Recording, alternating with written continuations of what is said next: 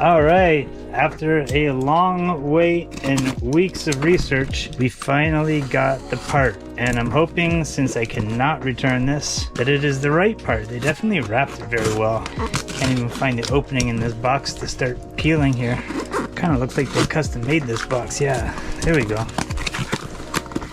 This, can't even tell you how long this has been waiting for this. Oh, I didn't know I was getting a new pin for that. And those are my piston ring set for a EA330. Looking good. And this should be my 70mm piston. Does not say that on there, but we are going to measure it and we're going to put it on.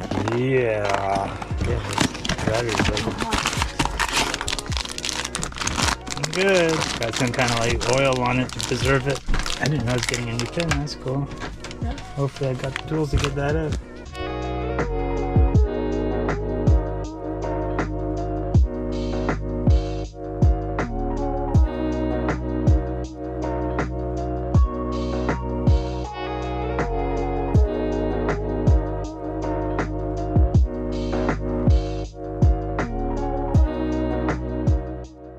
What I'll need to do, because I don't have the proper tool, is make a piston ring compressor with things I have on board. It's fairly simple to do, as you'll see. First is to find a suitable but sturdy plastic bottle and cut to size just to fit around the piston and wide enough to fit the rings and a hose clamp.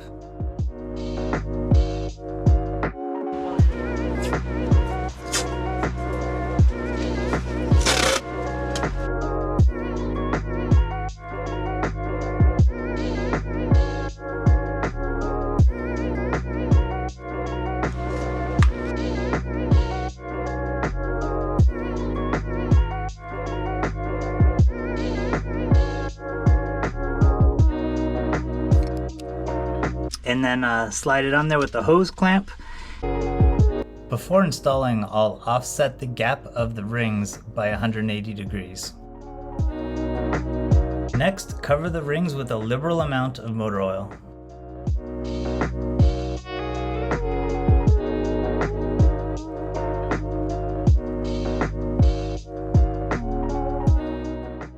Then cover the rings with your plastic sleeve, attach hose clamp, and tighten it until the rings are compressed. Lastly, you just loosen the hose clamp enough that the rings and piston go into the cylinder together.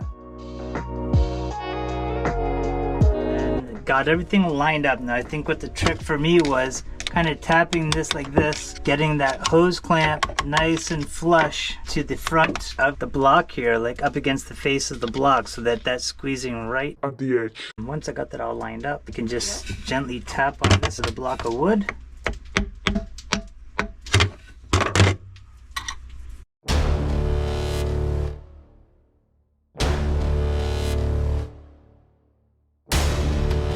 All right.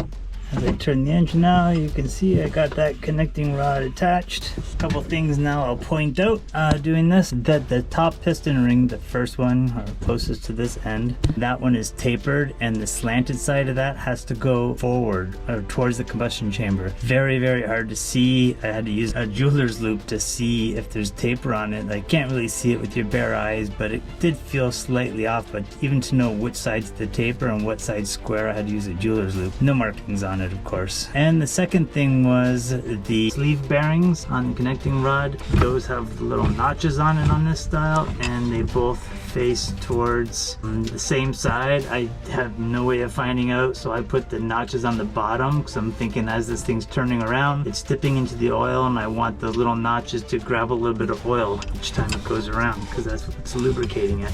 Let's move on to the next stage here.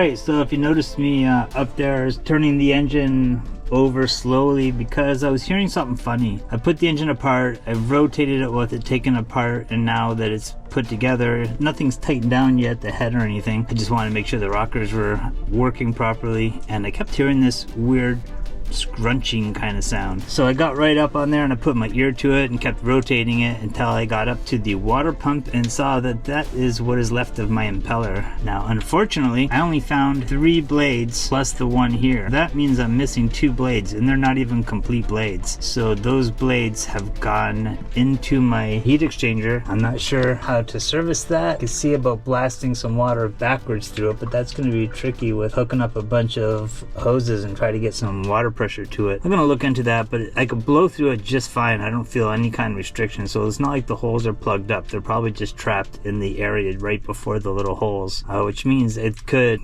definitely get in there and plug up in the future, which would be bad. So I'm gonna see if I can open that up. I'm not super confident in it. Either way, I need to put a new one on. I just checked the label because I wrote on a label when I changed it, and it was exactly 3 years ago. So I don't use the generator a lot. I mean, I literally have not used this entire year, so you can count on 2 of that of service, and even then I would use the generator for about 2 to 4 hours once a week just to make water, only when we were on the go and not in the marina, also because we spent 4 months building the hardtop. So that's me rambling on about my impeller. I'm gonna go ahead and put this on now. It's not gonna be a whole video about that, but just a quick rundown. Gotta lube it up and lube up the area so that when you start this up dry, you're not causing a lot of friction and damaging that. And then of course some O-rings. I'm not sure why they send 2 in that package unless they're slightly different, but they look exactly the same. I only need 1 of those. I'm gonna go ahead and do that, and then we'll get back to the rest of this install.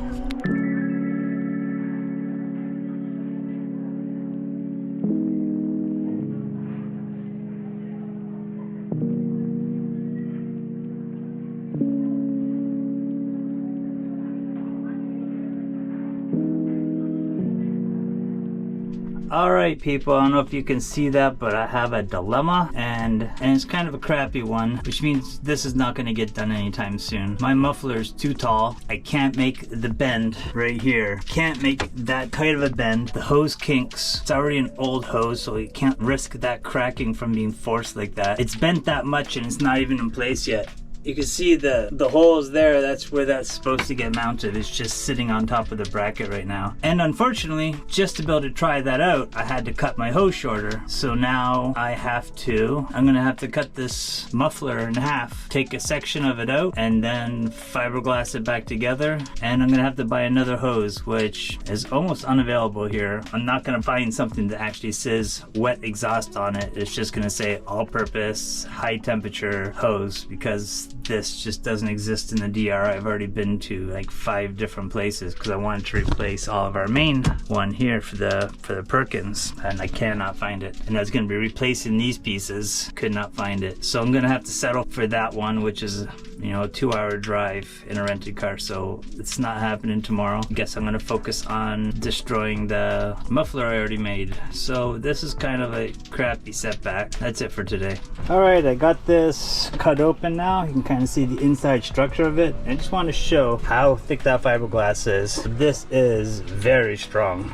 I'm going to be, of course, cutting a section of that out and redoing it, but just wanted to show how thick and strong this is before I continue cutting.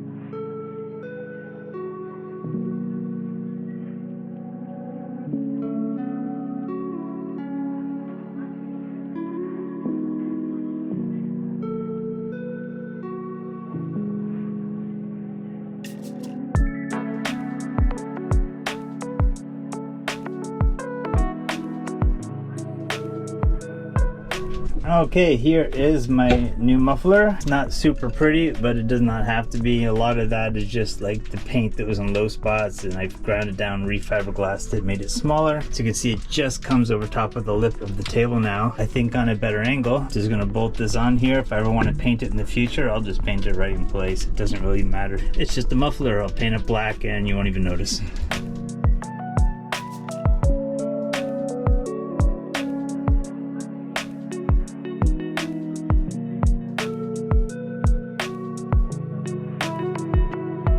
Alright, now that wraps up the installation or the rebuild of this. All I got left to do now is fill up the fluids and then we're gonna fire it up. Hang tight. So all I got left in here to do is hook up the fuel line. Like I just finger tightened that. Gotta hook up the high pressure fuel line, tighten down the clamps, tighten up both ends of that, and then fill this up with fluids.